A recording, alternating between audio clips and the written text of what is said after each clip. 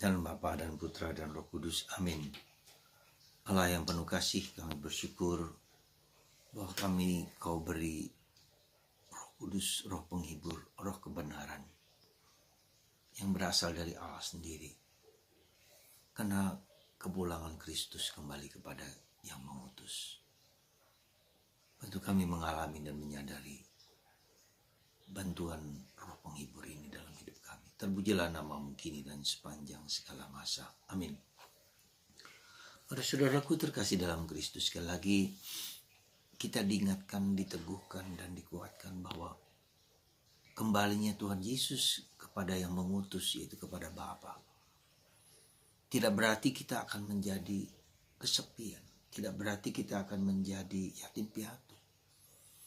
Tapi justru kepergian Yesus inilah membuat kita menjadi kita mendapatkan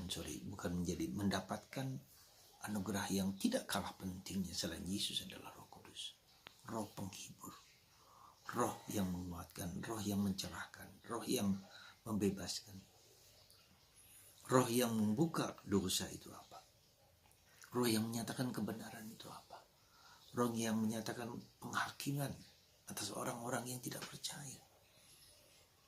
Jadi sungguh sebetulnya sekali lagi saatnya lah kita untuk membuka hati, membuka pikiran, untuk mohon rahmat supaya kita bisa melihat kebenaran itu apa. Kebenaran tentang Yesus dan kebenaran tentang Allah Bapa. Dan kita dibuka mata kita untuk melihat semua itu. Kita juga dibuka mata kita untuk melihat apa itu dosa. Kita juga diajak untuk melihat apa itu penghakiman untuk orang-orang yang tidak percaya. Jadi saudaraku terkasih dalam Kristus, sungguh merupakan suatu yang tak terduga, tak terkira, dan sesuatu yang menjadi pegangan kita dalam hidup ini. Hingga kita tidak merasa sedih, tidak merasa takut, tidak merasa cemas karena Roh Kudus itu.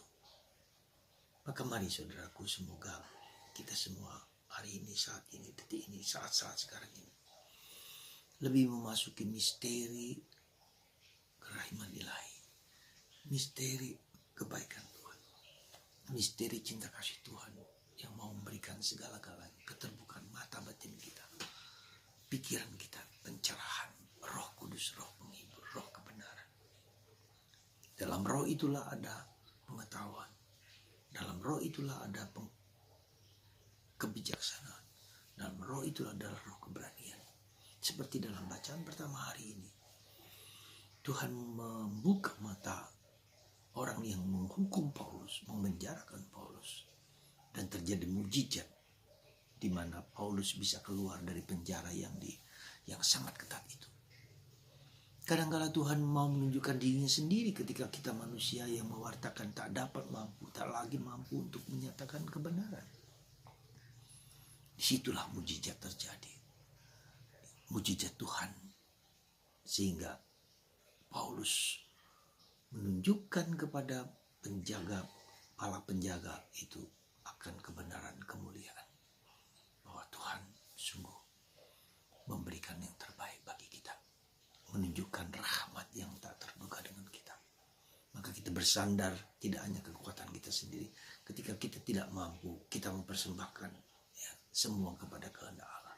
Ataupun ketika kita sedang berjalan mewartakan kabar gembira, warta Kristus terjadi pada setiap orang.